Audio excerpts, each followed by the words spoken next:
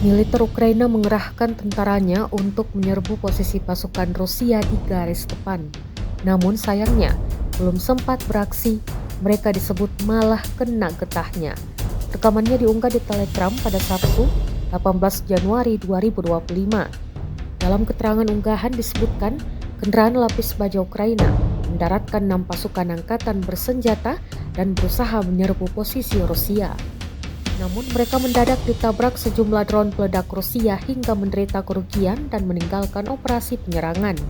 Kelompok yang tersisa tampak masuk ke dalam kendaraan tempur lapis baja dan buru-buru kabur.